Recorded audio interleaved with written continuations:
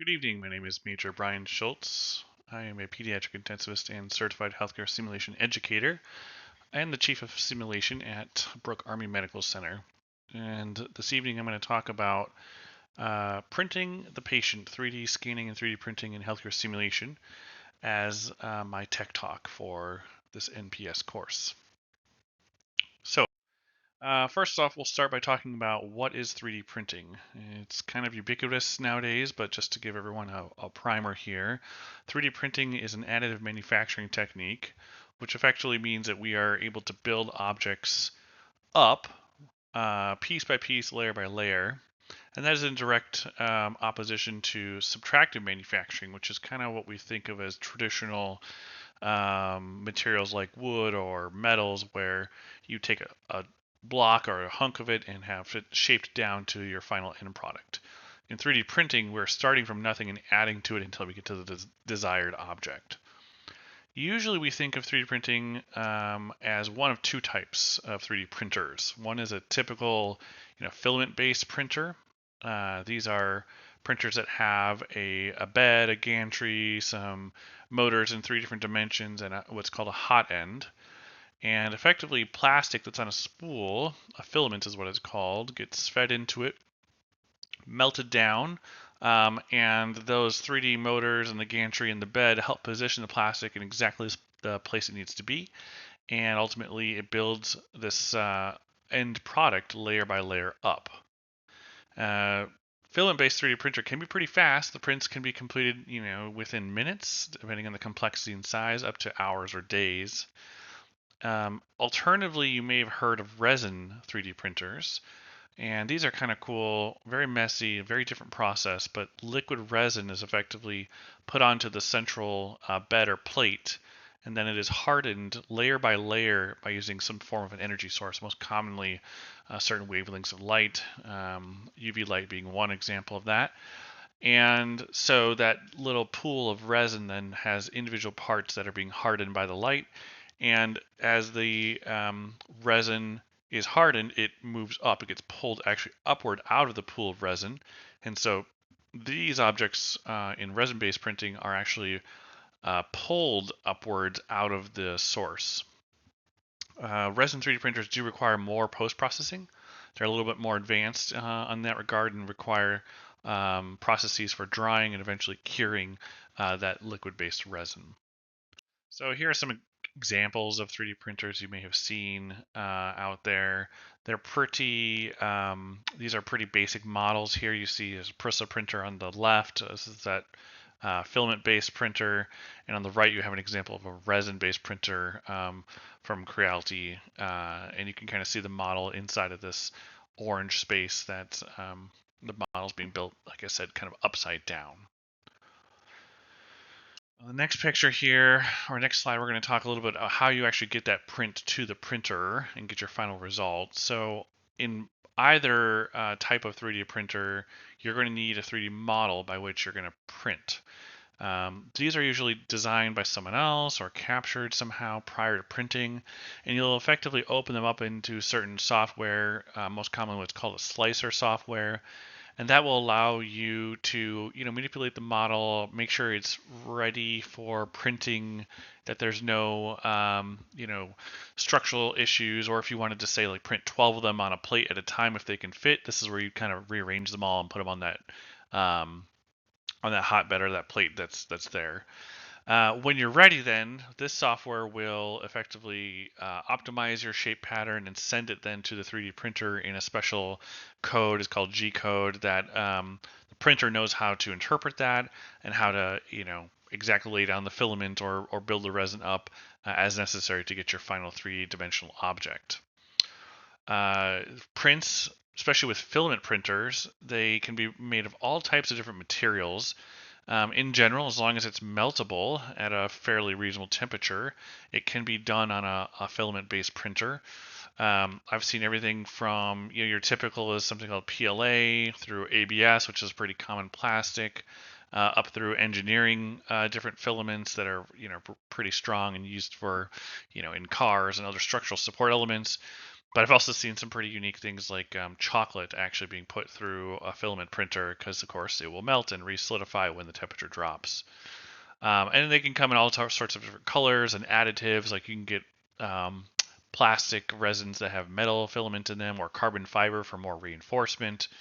And so, nonetheless, lots of options and combinations you can make using these filament printers.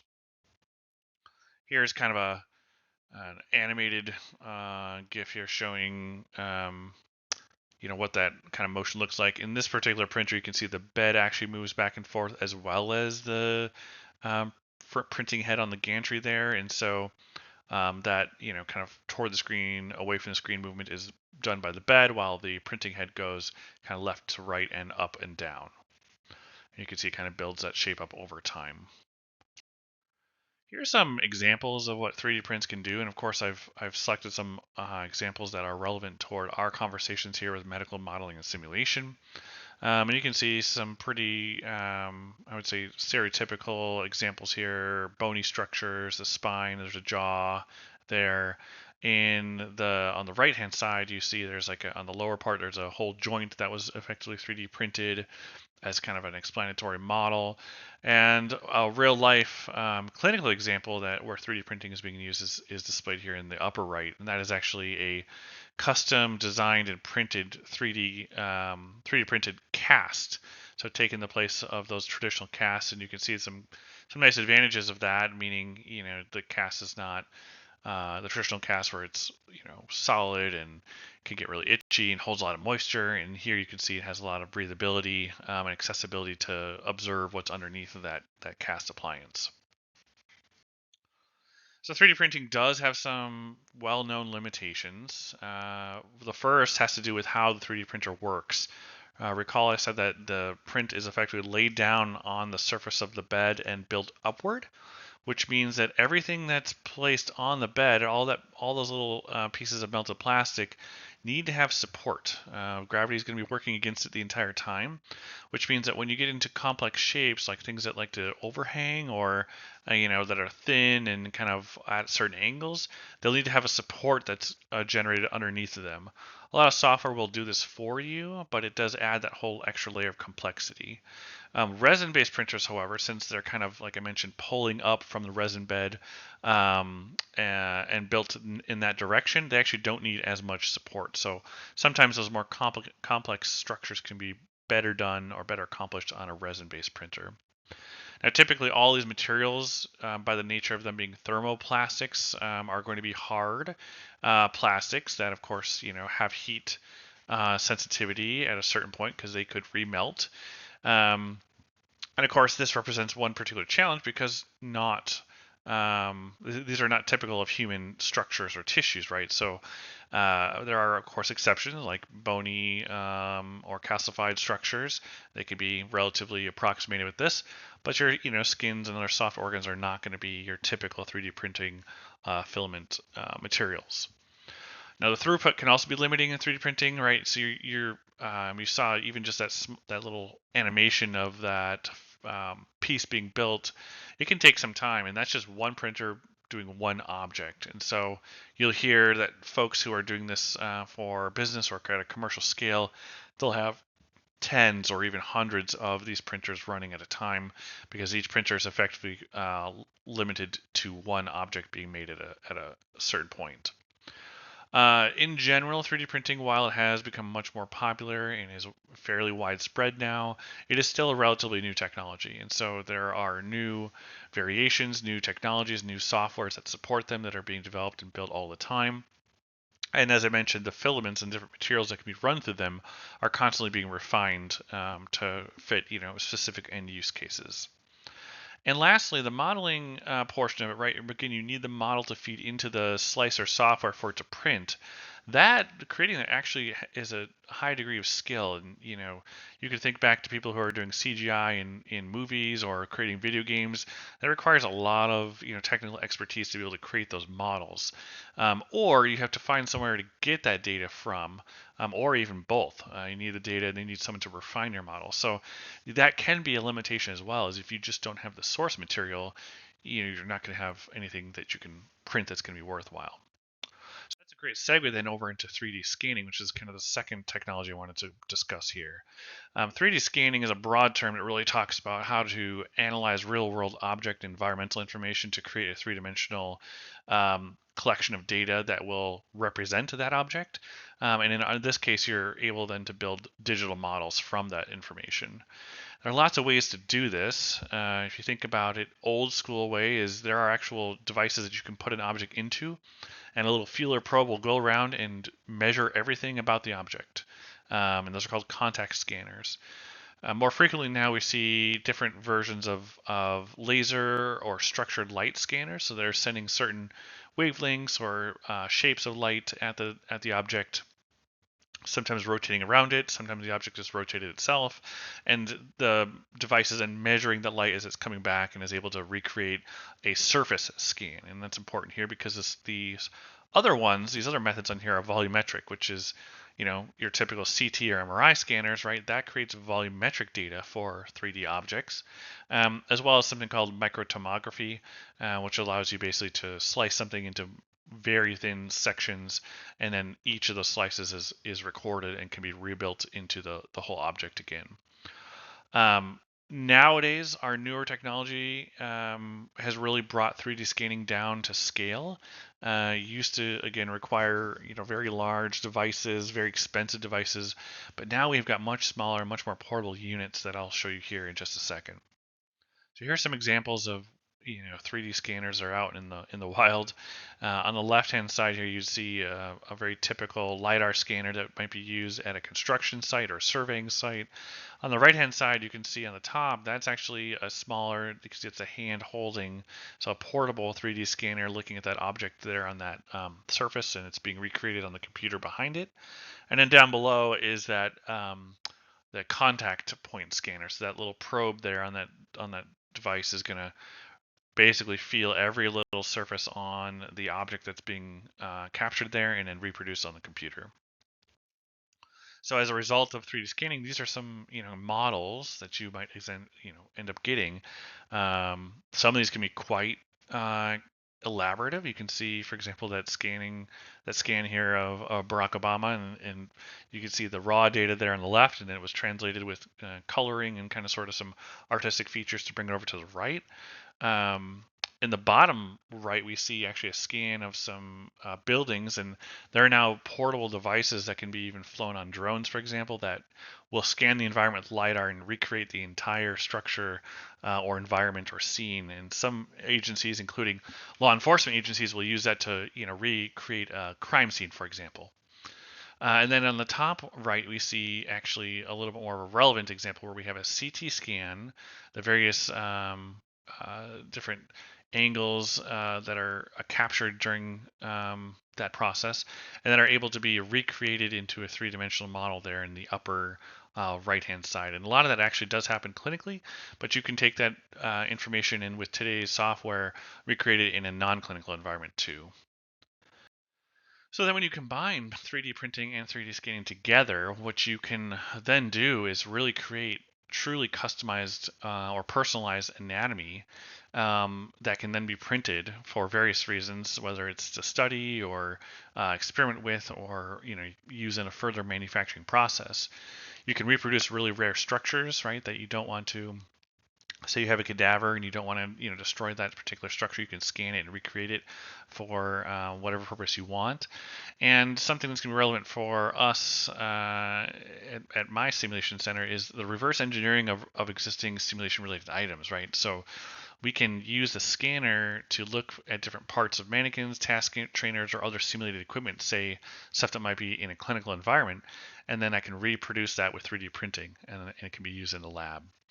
But that doesn't necessarily address the materials problem, right? So we said a lot of times you're going to get these hard plastics, and that's not going to be super conducive to what it's like to work on a real patient, for example.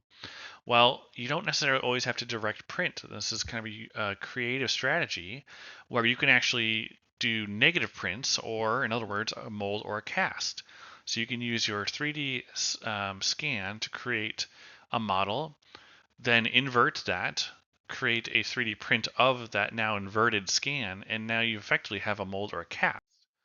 that you can then use silicone pouring for. And so here's a couple of examples of this in action. So the top left here is a pretty classic way to say, okay, they scanned this peanut, and then they basically build a little chamber with an inverse mold inside of there, and then they pour it with silicone, and then at the end you get the finished product. The other pictures are all from the same article that was describing this process for, again, silicon casting with 3D modeling to create the molds. And you can see their various anatomic parts have been recreated with silicone using these hard 3D printed casts. So where do we foresee this technology going in the future? So the first thing I think is really exciting is that there are now examples of direct silicon printing out there. There are 3D printers that can load effectively straight up silicone and just print that straight to the bed of the printer, which of course would bypass a lot of the intermediate steps and make it so you've got some pretty um, immediately usable products off of the printer. Integrated 3D scanning, so now you're combining surface and volumetric data. The surface scanners that I mentioned have far greater accuracy and reproducibility of surface details than those volumetric scanners do. So now with software that's able to build the entire object from the outside as well as the inside, would give you really high fidelity reproductions. And then the libraries of 3D scanning and printing models, all these things we just mentioned, they continue to grow day by day. There are multiple online repositories now for 3D models that have been scanned at some point or another.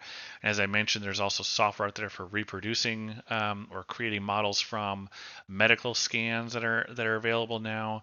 And there are several examples of larger medical institutions using legitimate patient information or data to create, say, a customized one-off prosthesis or a customized heart valve for cardiac surgery.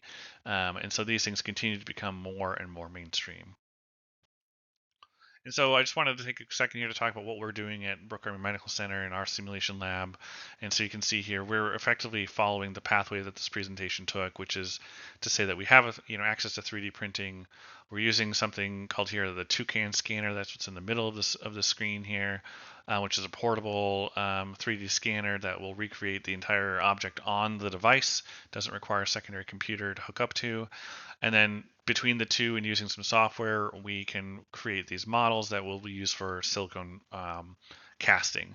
And one prime target, for example, that we are looking at is how to recreate or produce these inserts that are used on task trainers, because if you don't know, that little piece down in the far right lower corner is about $800 to buy that, and the raw materials to produce that is approximately $50.